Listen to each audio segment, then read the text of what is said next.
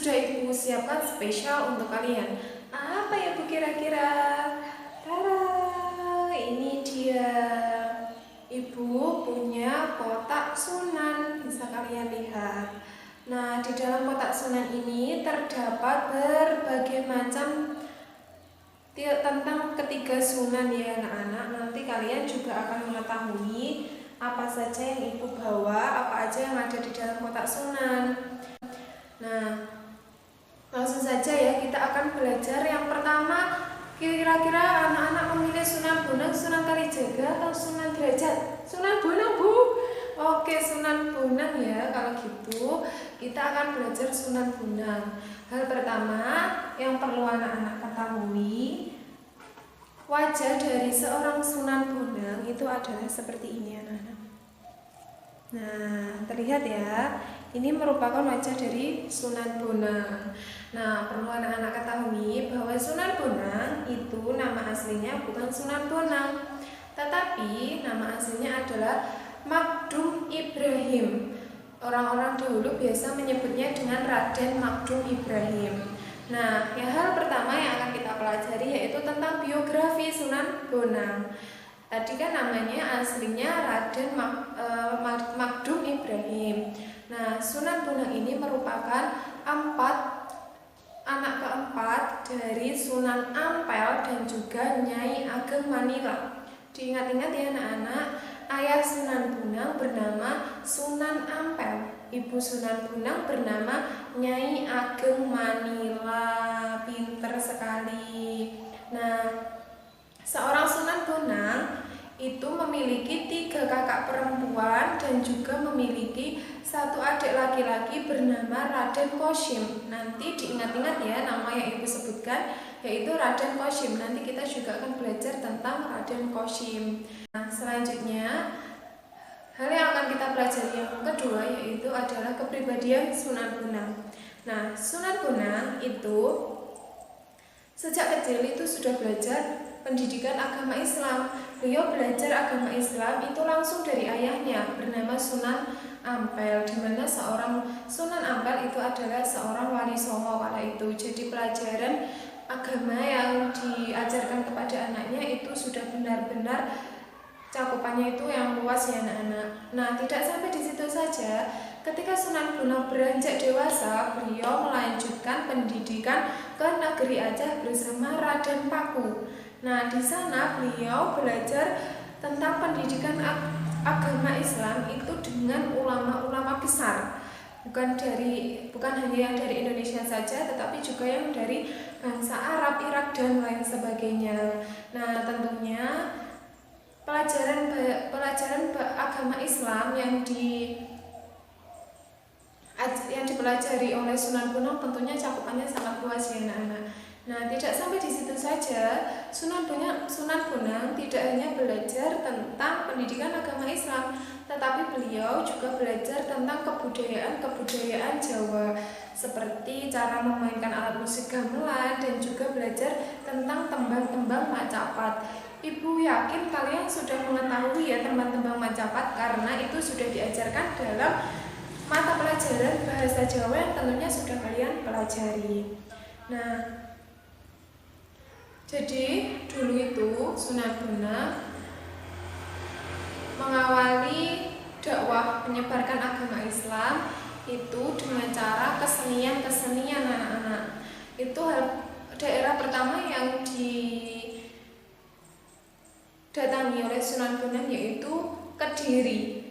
Sunan Bonang mendirikan musala-musala di tepi sungai yang ada di Kabupaten Nganjuk kala itu anak-anak. Nah, ketika dakwah di Kediri itu tidak bisa diterima baik oleh masyarakat. Jadi masyarakat tidak bisa menerima ajaran agama Islam yang dibawakan oleh Sunan Bonang kala itu. Namun Sunan Bonang tetap berusaha dan akhirnya beliau berdakwah agama Islam melalui kesenian dengan cara memainkan alat musik gamelan yang suaranya itu benar-benar merdu kala itu anak-anak. Nah, untuk menarik simpati masyarakat, Sunan Bonang memainkan alat musik gamelan, kemudian banyak masyarakat yang berbondong untuk mendatangi alat sumber suara dari alat musik yang dimainkan oleh Sunan Bonang. Nah, dari situ Sunan Bonang mulai menarik simpati, mulai menarik hati masyarakat untuk belajar agama Islam. Nah, kala itu masyarakat banyak sekali yang belajar tentang bagaimana cara memainkan alat musik gamelan. Nah, dari situ Sunan Bonang akhirnya mengajari masyarakat untuk bermain gamelan dan juga memberikan ajaran-ajaran agama Islam yang diringkas di dalam kesenian. Begitu ya anak-anak, perlu kalian ketahui tentang Sunan Bonang. Nah, tidak sampai di situ saja. Sunan Bonang itu memiliki karya seni yang bernama Suluk Wijil. Suluk Wijil itu masih ada sampai sekarang, namun adanya tidak di Indonesia, yaitu di perpustakaan Belanda. Wah, sangat jauh sekali ya Ibu ya. Benar, sangat jauh sekali, karena selain dari tembang Suluk Wijil, maksud Ibu tadi Wijil ya anak, sama kesenian, seorang Sunan Bonang itu mendakwakan ajaran agama Islam dengan cara, kalian tahu ya apa itu genduri? Tentunya kalian tahu karena itu sudah ada di lingkungan masyarakat kalian. Jadi asal mula genduri itu yang membuat adalah Sunan Bonang anak-anak. Jadi dulu masyarakat dulu itu memiliki tradisi, di mana tradisi itu masyarakat mengelilingi makanan yang banyak, kemudian salah satu dari masyarakat itu atau pemimpinnya itu mengucapkan mantra-mantra, membacakan mantra-mantra di hadapan makanan tersebut, makanan yang dikelilingi. Nah, melihat hal itu, akhirnya Sunan Bonang memasukkan ajaran agama Islam kepada tradisi-tradisi yang sudah dijalankan oleh masyarakat dengan cara mengajarkan kepada masyarakat untuk mengelilingi makanan, tetapi tidak dengan membaca mantra, tetapi membaca doa, membaca berbagai macam doa ajaran agama Islam. Nah, dari situ akhirnya masyarakat mengenal istilah genduri. Jadi istilah genduri itu diciptakan oleh Sunan Bonang. Nah, kemudian selanjutnya perlu anak-anak ketahui bahwasannya kita akan belajar tentang nilai positif yang bisa kita ambil dari seorang Sunan Bonang. Yang pertama yaitu seorang Sunan Bonang adalah pejuang yang gigih. Tadi kan Sunan Bonang mengalami kegagalan ketika dakwah di Kediri, tetapi beliau tidak patah semangat anak-anak. Beliau tetap berusaha sekuat tenaga dengan cara berdakwah melalui kesenian tradisional untuk menarik simpati masyarakat. Nah, selain itu, yang kedua, nilai positif yang bisa anak-anak tiru yaitu adalah melakukan atau menimba ilmu itu dengan cara yang disiplin, dan juga menimba ilmu tidak hanya di kampung halamannya sendiri, tetapi di negeri Aceh, seperti itu. Dan yang ketiga, dakwah dengan cara yang indah, yaitu menarik simpati masyarakat melalui kesenian tradisional sehingga bisa diterima oleh masyarakat. Nah, gimana anak-anak? Pelajaran kita tentang Sunan Bonang pada pagi hari ini bisa kalian pahami ya. Jadi kalau kita belajar sejarah, kita juga harus bisa mengambil sisi positif, hal yang bisa kita teladani dan juga kita tiru ya anak-anak. Sampai sini paham ya kalian ya? Alhamdulillahirrahmanirrahim. Tepuk tangan untuk kalian semua. Nah, sekarang kita akan belajar tentang Sunan Kalijaga.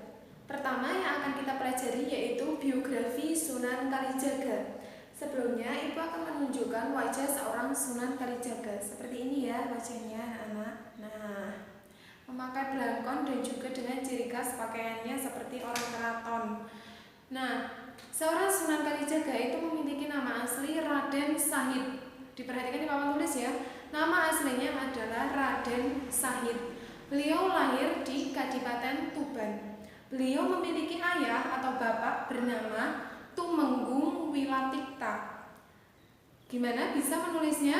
Perhatikan penulisannya di papan tulis ya. Tumenggung Wilatikta, atau orang terdahulu menyebutnya dengan panggilan Raden Sahur. Nah, Raden Sahur ini merupakan adipati di Kadipaten Tuban kala itu. Gimana anak-anak, sampai sini paham ya? Kita lanjut ke pembahasan yang kedua, yaitu kepribadian Sunan Kalijaga, di mana seorang Sunan Kalijaga itu merupakan dari bupati di Kadipaten Tuban. Nah, mengingat hal itu, seorang Sunan Kalijaga atau Raden Sahid ini tinggal di salah satu istana yang sudah disediakan di Kadipaten Tuban kala itu. Namun anak-anak perlu kalian ketahui, walaupun beliau tinggal di istana, tetapi beliau tetap bergaul dengan rakyat-rakyat kecil, di mana seorang Sunan Kalijaga ini ketika remaja itu dikenal dengan ilmuwan silat. Beliau belajar tentang pendidikan agama Islam itu dengan salah satu guru agama yang ada di Kadipaten Tuban. Gimana? Sampai sini paham ya? Nah, kita kembali mengingat bahwasanya Raden Sahid ini belajar tentang ilmu agama, tetapi tidak hanya belajar ilmu agama saja. Beliau juga belajar tentang permasalahan-permasalahan sosial yang ada di lingkungannya. Ketika Raden Sahid bergaul dengan rakyat-rakyat kecil, beliau mengetahui ada permasalahan yang terjadi dalam lingkungan rakyat-rakyat kecil, yaitu adanya pemungutan pajak oleh pemerintah yang tidak sesuai dengan ketentuan, bahkan melebihi ketentuan dengan batas yang tidak wajar. Nah, dengan adanya hal itu, Sunan Kalijaga atau Raden Sahid melaporkan kepada ayahnya tentang permasalahan yang ada, mengingat ayahnya seorang adipati di Kadipaten Tuban. Namun mendengar keluh kesah dari anaknya, ayah Sunan Kalijaga tidak bisa berbuat apa-apa. Anak-anak, kok bisa Bu? Karena semua yang ada di Kadipaten Tuban kala itu di bawah kekuasaan Majapahit, sedangkan ayah Sunan Kalijaga itu di bawah kekuasaan Majapahit. Jadi ayah Sunan Kalijaga tidak bisa berbuat apa-apa. Anak-anak, sayang sekali usaha dari Sunan Kalijaga ternyata tidak membuahkan hasil ya anak-anak. Namun tidak sampai di situ saja, Sunan Kalijaga tetap berpikir keras untuk membebaskan rakyat-rakyat kecil dari penindasan. Nah, dengan cara Sunan Kalijaga, perbuatan ini tidak boleh kalian tiru, perbuatan ini hanya boleh kalian jadikan pelajaran saja ya anak-anak. Seorang Sunan Kalijaga merampok dan juga merampas harta-harta yang dimiliki oleh pejabat-pejabat yang kaya raya di Kadipaten Tuban kala itu. Namun pejabat ini tidak mau menyedekahkan hartanya kepada fakir miskin atau rakyat-rakyat kecil. Nah, beliau terus melakukan tindakan itu. Harta yang dirampas itu diberikan kepada rakyat-rakyat kecil atau fakir miskin untuk mengatasi kemiskinan yang ada di sana anak-anak. Wah, sayang sekali sedekah dengan harta rampasan ya anak-anak. Hingga akhirnya perbuatan itu diketahui oleh ayahnya dan Sunan Kalijaga diberikan hukuman. Nah, pada suatu hari Sunan Kalijaga itu bertemu dengan Sunan Bonang. Sunan Bonang adalah yang sudah kita pelajari tadi. Nah, di situ Sunan Bonang memberikan nasihat bahwasannya bersedekah dengan harta yang haram, dengan harta rampasan, sama dengan berwudu dengan air kencing. Itu berarti perbuatan yang tidak diperbolehkan. Dari situ ketika sudah diberikan nasihat, akhirnya Sunan Kalijaga mengetahui dan sadar diri bahwa perbuatan yang dilakukan itu tidak boleh. Nah, betul sekali. Nah, lanjut ya. Sekarang kita akan membahas tentang perjuangan dakwah yang dilakukan oleh Sunan Kalijaga. Nah, pada saat itu Sunan Kalijaga melakukan dakwah penyebaran agama Islam itu dengan cara yang pertama yaitu kesenian. Sunan Kalijaga itu sangat suka dengan wayang. Nah, kala itu Sunan Kalijaga menjadi salah satu dalang yang sangat disukai oleh masyarakat, sehingga Sunan Kalijaga menyebarkan agama Islam dan memasukkan nilai-nilai agama Islam ke dalam wayang yang dimainkan. Nah, selain dari kesenian, Sunan Kalijaga juga merupakan desainer pakaian. Nah, pakaian seorang Sunan Kalijaga yang didesain olehnya ialah seperti ini anak-anak. Nah, selain kesenian dan juga pakaian, seorang Sunan Kalijaga juga sangat mahir dalam menciptakan tembang-tembang atau lagu kala itu. Nah, lagu yang diciptakan oleh Sunan Bonang adalah ilir-ilir dan juga gundul-gundul pacul. Pasti kalian tentunya sudah mengetahui ya, karena pasti sudah tidak asing lagi pasti kalian sudah biasa mendengarkan lagu ilir-ilir dan juga gundul-gundul pacul. Nah, selanjutnya kita akan belajar tentang nilai positif yang bisa kita ambil dari seorang Sunan Kalijaga. Sebelum itu, Ibu akan memberitahu kalian makam dari seorang Sunan Kalijaga. Makamnya berada di Demak, anak-anak, di Jawa Tengah. Nah, selanjutnya kita akan belajar tentang nilai positif dari seorang Sunan Kalijaga. Yang pertama yaitu memiliki jiwa sosial yang tinggi. Yang kedua, peduli terhadap rakyat kecil. Seperti yang sudah Ibu jelaskan tadi tentang cerita yang ada permasalahan-permasalahan diselesaikan oleh seorang Sunan Kalijaga. Dan yang ketiga yaitu memiliki banyak sekali ide dan juga gagasan, seperti menciptakan tembang dan juga menjadi seorang dalang. Yang keempat yaitu berdakwah dengan cara kesenian sehingga disukai dan juga disegani oleh masyarakat. Sampai sini kalian pastinya paham ya. Nanti Ibu akan kasih soal loh. Selanjutnya belajar Sunan Derajat. Nah, sebelumnya Ibu akan memberitahu ini. Ini merupakan wajah Sunan Derajat. Nah, kita akan mengawali dari biografi terlebih dahulu ya anak. Jadi, seorang Sunan Derajat itu memiliki nama asli Raden Kosim. Nama ini sudah Ibu sebutkan di awal, yaitu ia merupakan adik dari Sunan Bonang. Nah, Raden Kosim ini merupakan anak bungsu atau anak terakhir dari Sunan Ampel dan juga Nyai Ageng Manila. Ini merupakan orang tua dari Sunan Bonang karena memang Sunan Derajat itu adik satu-satunya laki-laki Sunan Bonang. Benar sekali. Nah, pembahasan yang kedua kita menginjak pada kepribadian seorang Sunan Derajat. Nah, seorang Sunan Derajat itu memiliki kepribadian yang gigih anak-anak. Jadi sejak kecil itu beliau belajar ilmu agama langsung kepada ayahnya yang bernama Sunan Ampel. Nah, menginjak usia remaja, beliau dikirim oleh ayahnya Sunan Ampel untuk belajar agama Islam kepada salah satu ulama di Cirebon. Jadi Sunan Derajat itu dikirim di Cirebon untuk belajar agama Islam. Selain belajar tentang ilmu agama, seorang Sunan Derajat atau biasa disebut Raden Kosim ini juga belajar kebudayaan yang ada di Jawa kala itu anak-anak.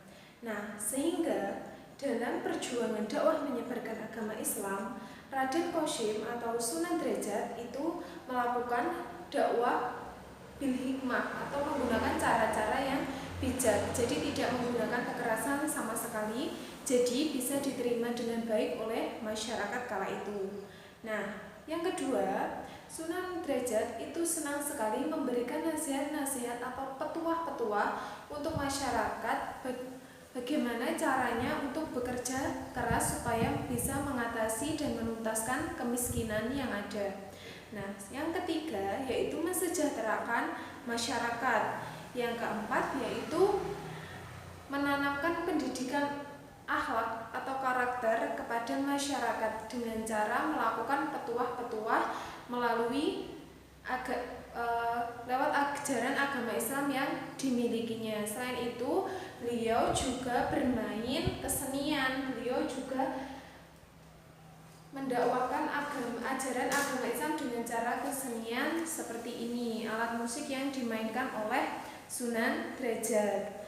Nah, selanjutnya kita akan belajar tentang nilai positif yang bisa kita ambil dari seorang Sunan Derajat. Yang pertama yaitu beliau memiliki jiwa sosial yang tinggi. Beliau ingin menuntaskan kemiskinan masyarakat yang ada kala itu. Dan yang kedua, dakwah dengan cara yang bijak. Yang ketiga, peduli dengan masyarakat dan juga fakir miskin. Yang keempat, merupakan seniman yang mendidik. Nah, ini pengetahuan untuk kalian ya anak-anak, bahwa ini merupakan jalan menuju makam dari Sunan Derajat. Nah, setelah itu ini merupakan gambar makam seorang Sunan derajat. Nah, gimana anak-anak? Sampai sini paham ya? Paham kan semuanya? Setelah ini Ibu akan memberi tugas loh untuk kalian. Tugasnya apa Bu? Tugasnya coba kalian membentuk kelompok sesuai absen berjumlah 6 kelompok. Selanjutnya ceritakan salah satu dari sunan yang sudah kita pelajari dalam bentuk sosiodrama dengan teman kelompok kalian. Siap anak-anak? Oke, kalau siap. Yaudah, kalau siap, Ibu berharap nanti kalian bisa menyampaikan kepada Ibu apa yang bisa kalian terima dari penjelasan dan juga mata pelajaran yang kita pelajari pada pagi hari ini. Sekian ya anak-anak, Ibu akhiri ya. Mari kita membaca hamdalah bersama-sama. Alhamdulillahirrabbilalamin. Sampai jumpa semuanya. Jaga kesehatan, sehat-sehat selalu ya. Wassalamualaikum warahmatullahi wabarakatuh.